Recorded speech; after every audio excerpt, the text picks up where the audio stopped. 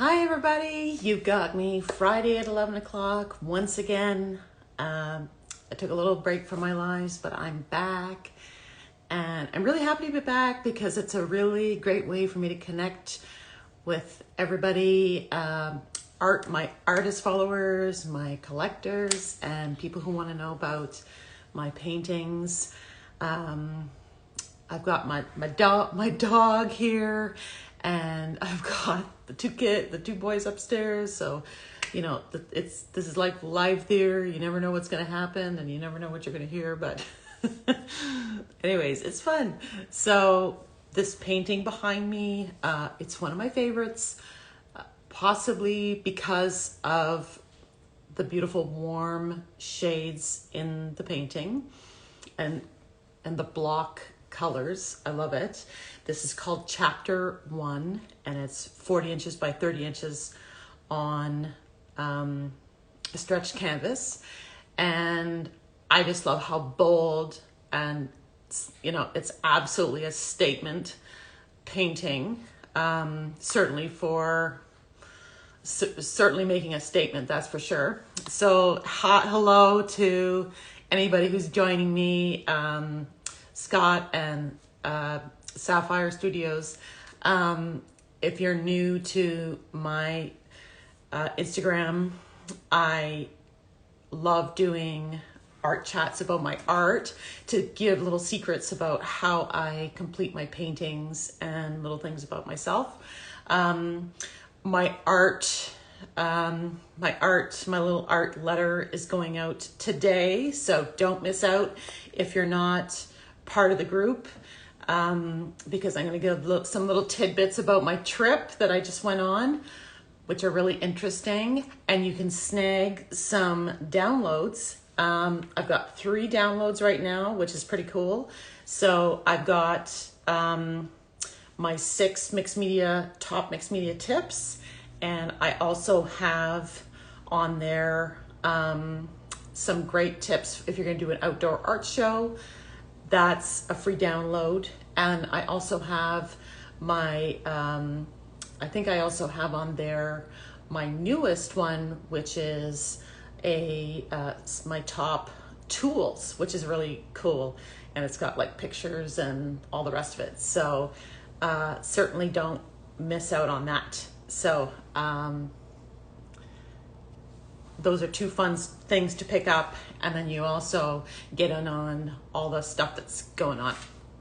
So this painting, not only do I love the size and the boldness of it, I love pairing red, orange, and pink together. Absolutely adore it. What I want to talk about today is it's all in the details. So my son, who's almost 18, he loves this kind of painting. This is his kind of thing because he loves paintings with a lot of details. So let me just move my camera a little bit here. This painting has a lot of details in it.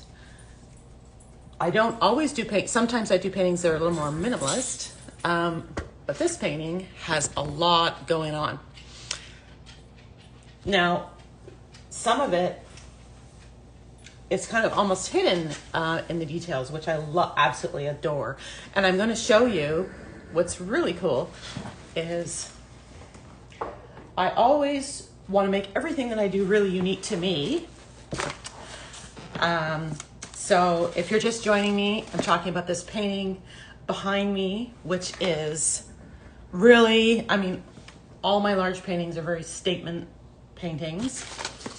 And everything I do, all my work is very unique to me. And this painting has something in it that is not necessarily obvious if you don't look close, but there's some pieces in here. This stripe piece, I'm gonna have to bring the camera closer if I can. So there's some pieces in here, this stripe piece, and there's a number of pieces in the bottom.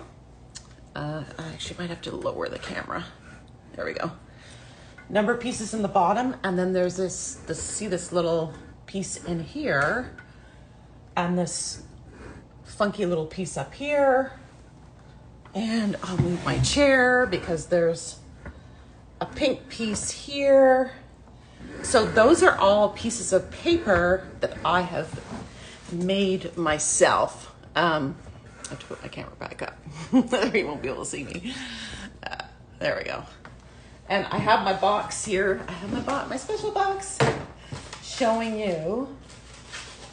And so sometimes, like every couple months or once a month, I haven't had a chance in a while, I just go wild and I make my own paper. So Kelsey has joined us. Hey, Kelsey. I'm just talking about the paper that I make, and I really have a lot of fun doing it. Doesn't cost me a lot of money. Sometimes I use scrap paper. Sometimes I actually use I'm famous for using paper bags. Love saving paper. Oh, look at this piece. Actually, it's on the back of a paper bag, and I really like that piece. Sometimes I seal it with gel medium if I'm not sure that it might kind of smear a bit. Look at this piece. This piece is so beautiful. Oh my gosh. I really like that. It's subtle, and it looks like I've already used a chunk of it on something else. I really like how this piece turned out. And honestly, I'm going to tell you, I use dollar store items. I use dollar store items to make this beautiful paper. This, I might have used a stencil to do this beautiful piece. I can't wait to use this piece. I don't know what I'm going to use it on, but this one I wanted to keep the crispness of it, so I might have put a coat of gel medium on this. I'm just gonna, there we go. I might have put a coat of gel medium on that one because I didn't want any sort of smearing of the paint or anything after that one, on that one. Let's see if I can find some cool pieces in here. Oh, I did this gray one. And this was an interesting silicone problem. I find a lot of things in the kitchen tool section of the dollar store. I want maybe some thumbs up and some messages later because I'm going to be doing some courses, and I want to know from people, is this a class, an online class that you might want, is actually how to make paper. So I'm going to be asking a lot of questions in the next month or so about all the different classes that you want, because I'm going to be cooking up a lot of classes. So this is probably it. I'm not sure whether it was, but it was a silicone tool, and this is going to become part of a painting. It'll, end up being something in a piece. Oh, look at this piece that's like orange. And then you can do lots of things. You can put numbers in there, all sorts of things. It is a bit better. You can seal it if you want, so it doesn't smear.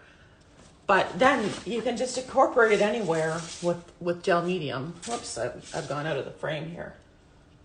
But it adds really interesting detail to things. And does it matter if you put a bit of paint on it and scrape it back, or you obscure it a bit? No, it doesn't, because it's your painting and you can do really whatever you want with it. I'm just trying to see if I have, oh yeah, look at some of the stuff I've made in here. And I can't wait to use it. And you can just take some time and spend an afternoon just having fun and making your paper, or however you want to make it. You don't have to make it with a gel plate. These were all made with a gel plate, by the way. You don't have to.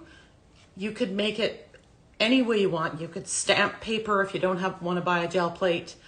You could make it with by hand. You could make it with markers.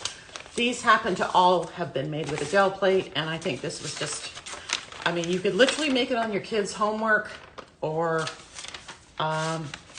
scrap paper, or bills that you don't want to see anymore, or envelopes. Envelopes are cool. I sold a painting that had a really cool envelope.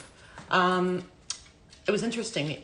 The person had sent something to me in that envelope, and I incorporated the envelope into the artwork, and it wasn't intentional. I didn't intend for that person to buy the painting, but she just thought it was so cool. that the envelope was incorporated in the painting, that she ended up buying the painting. So I think sometimes you just have to use your imagination. So I'm going back to here. So my number one top secret I'm talking about today, about in the details, is the paper that I've incorporated in here with gel medium. It's all my paper. I don't like using, I'm going to tell you right now, and nobody's asked me any questions, but you're free to ask me questions.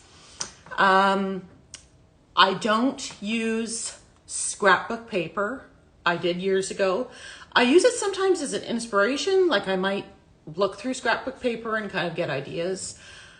I don't, because there can be some copyright issues with that, because those are other people's designs. That's another story entirely. Once again, that goes back to courses that I'm going to be creating.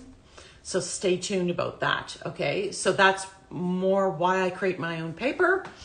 I don't want to get into kind of copying other people's stuff. So let me show you a little bit more of this painting here. So I'm talking about in the small details, okay? So I'm going to pick up my camera, and if you can see up here, there's a lot of detail in this painting up here. Some of it has been scraped back, and there's also a lot of mark making, okay? So this is the second secret we're going to talk about, which is mark making, okay?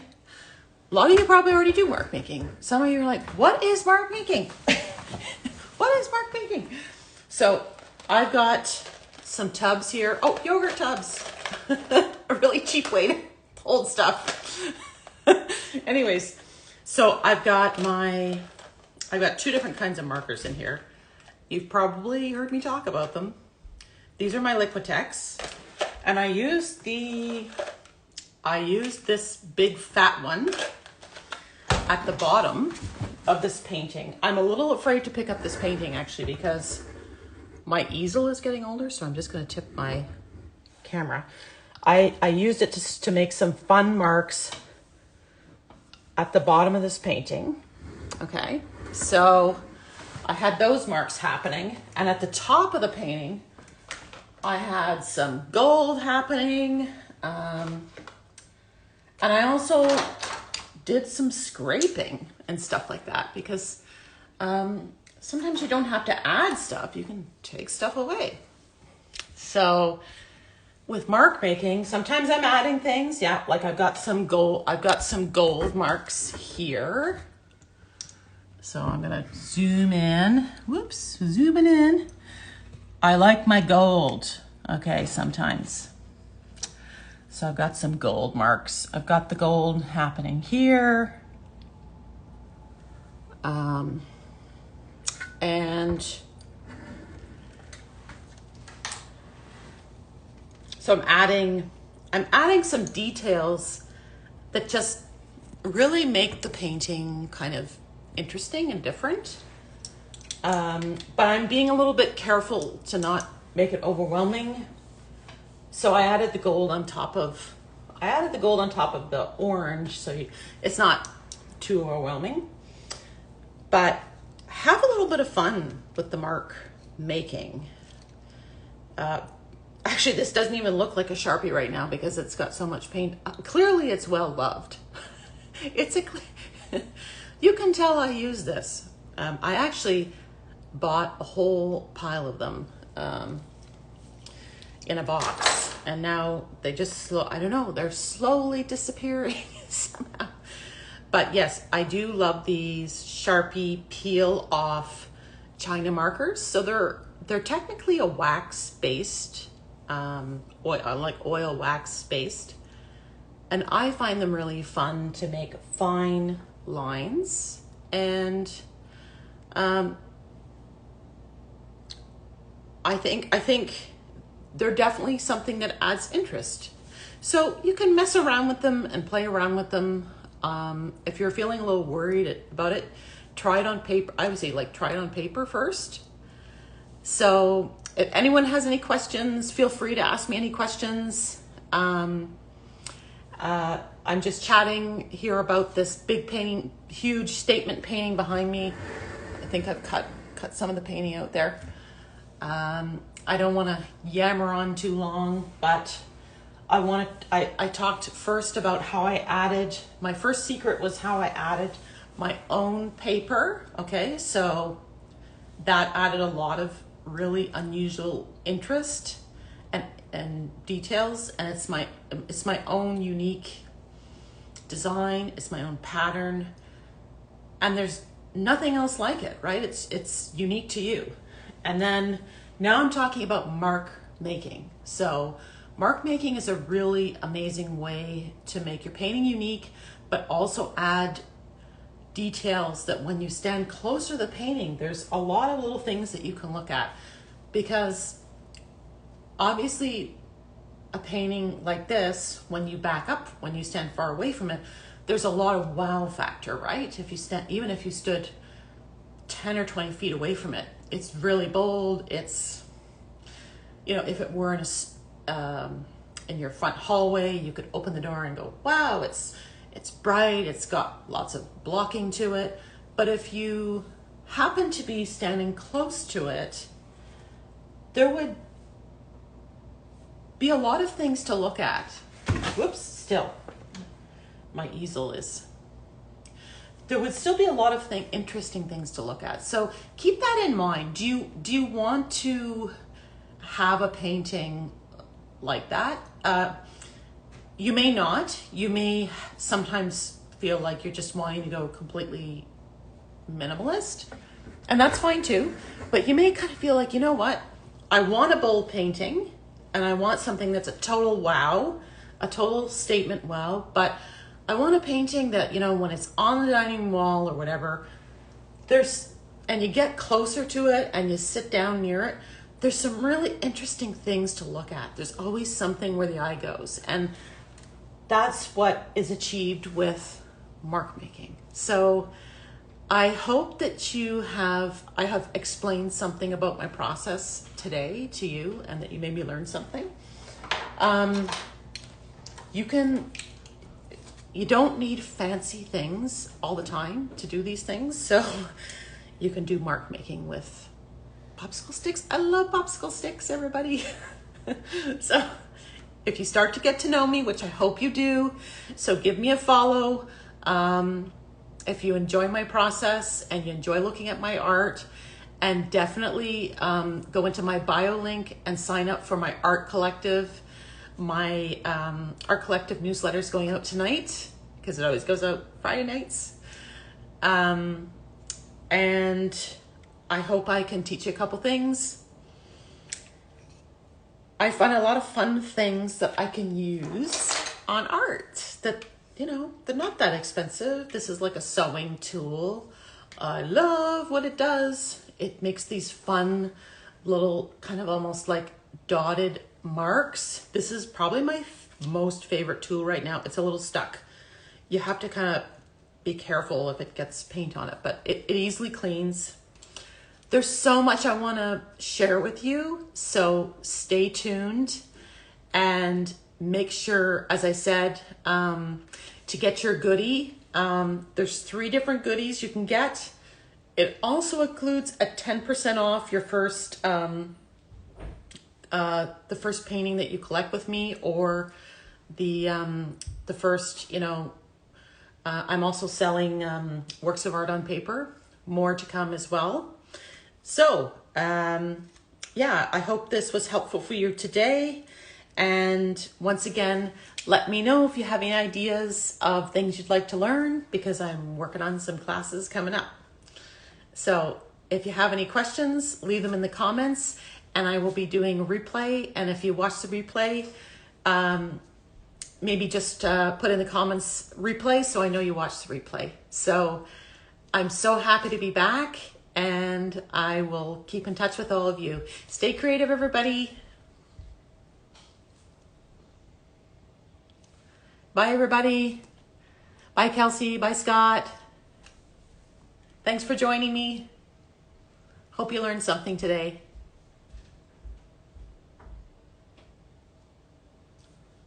See you soon. I can't believe it. My dog didn't bark or anything. Bye, everybody.